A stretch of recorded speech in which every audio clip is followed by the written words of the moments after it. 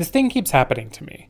I'll play a game because I hear people talking about it, and they'll be talking about all of the other games that this game references in its design. And those are never games that I've played. But I will fall head over heels in love with the game that's inspired by them anyway. And this happens to me with other art forms as well. My favorite musical of all time is a show called Title of Show. It's a musical about two guys writing a musical, and the show they're writing is the one that you're watching. And as you might expect, a show like that doesn't just reference itself, it references the whole of musical theater, something that until I was 21 years old, I had very limited experience with. Tunic is just the latest example of this phenomenon in my life. There's 3 games that I hear people talk about when they talk about Tunic. The Legend of Zelda, the first one, Fez, and Souls-likes. Think Elden Ring, Dark Souls, and Bloodborne. And y'all, I've never played more than 30 minutes of any of those games. I bought Fez years ago on Mac. I realized immediately that I was in for more than I'd bargained for, and I put it down thinking I'll get back to that and its secrets and puzzles, but I never did. In 2020, I tried out the PS5 remake of Demon's Souls because it came with my PS5, and it was very much not for me. I love a hard game, but a game that essentially flips me the bird every chance it gets is not my jam. And honestly, the first Zelda game was at that sweet spot of old enough to be uninteresting, but not old enough to be retro yet when I started playing video games. So I just never tried it out.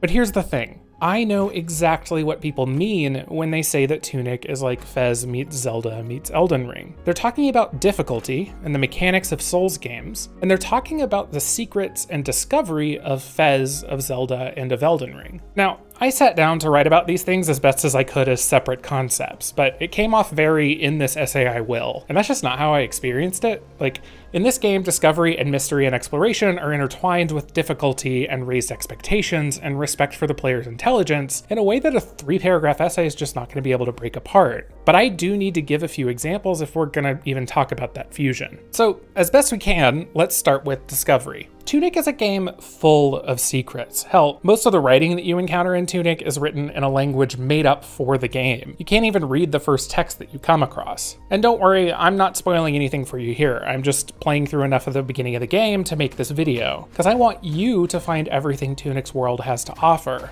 And so does Tunic. But the thing is that Tunic is not afraid to put its secrets behind a hidden door or the edge of a wall that you can't see behind, given the game's isometric viewpoint. It's a game that asks you to poke at its edges, literal and metaphorical, and to try things to find out what might happen. And if that sounds familiar, you may have played Elden Ring recently. Andrew Schuldeis, creator and lead developer of Tunic, was actually heavily inspired by The Legend of Zelda, a game known for having secrets that, depending on your perspective, are either genius or obtuse. I tend to hear people refer to Zelda's more difficult to discover secrets as the latter, maybe an example of dated design rather than good discovery. But there's many games that were inspired by Zelda. It's clear that Tunic, at least, has taken what worked there and improved on it. And I hear from folks that like Souls games that Elden Ring has done that too, in a remarkably similar way. The thing about playing Tunic was that every moment felt like I was trying to solve a puzzle, even if I wasn't directly engaging with a puzzle in the game world. The game itself is a mystery unraveling, as items, weapons, entire mechanics, and buttons go unexplained until you simply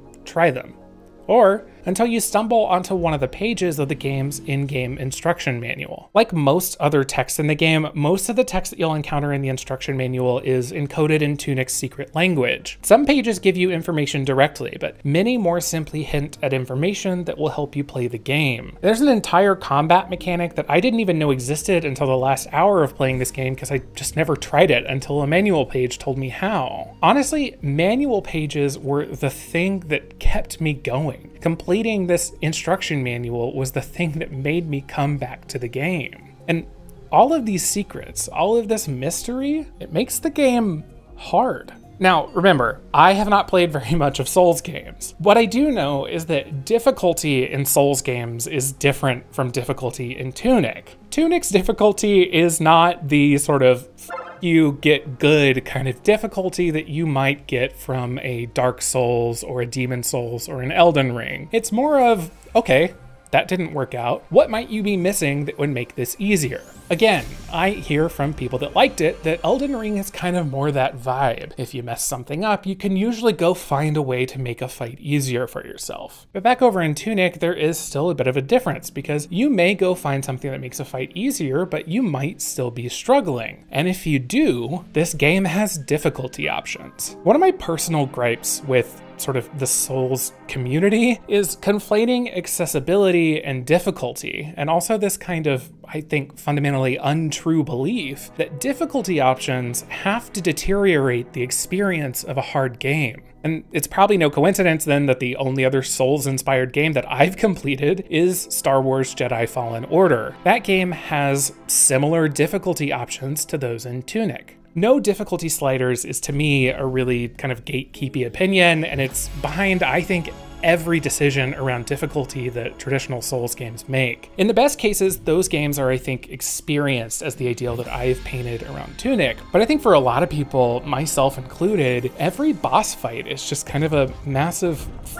you, and that's not fun to me. Tunic is hard, but I found that the environments were inviting, the story elements were intriguing, and that the mystery within and around each boss battle was the thing that kept me coming back. And the one time that I'd had enough and I couldn't take on a boss, I turned on infinite stamina. This fight was still hard. I still had to try it about 6 more times, but I eventually bested that boss before turning the setting back off. Because if I'd sat there fighting that boss 25 more times, I would have lost interest in the larger world of Tunic, the thing that pulled me into the game in the first place, and the thing that had me dreaming about it and listening to the soundtrack while I worked. And it's not just stamina that you can turn off. You can also turn on what's called no-fail mode. If you just want to go into all of these fights and never have the option of dying, you can do that. If you're just there for the story and you're just there for the mystery, that is a perfectly valid way of playing this game. Tunic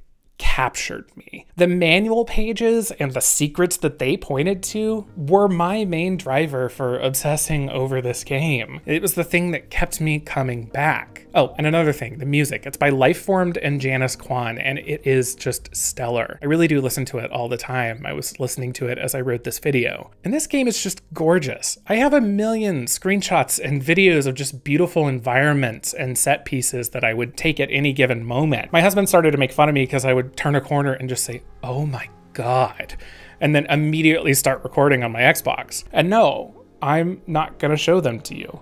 You should go play the game for yourself. If you've got Xbox Game Pass, it's available on there, on Xbox, PC, and cloud, but it's also available on Steam, on Mac and PC. So even if a Souls-like game sounds like it might not be your jam, if you love a good mystery and you're not afraid of a difficulty option, I think this could be your game, because it was mine in a way that I truly never expected. Like this video, and I'll see y'all next time.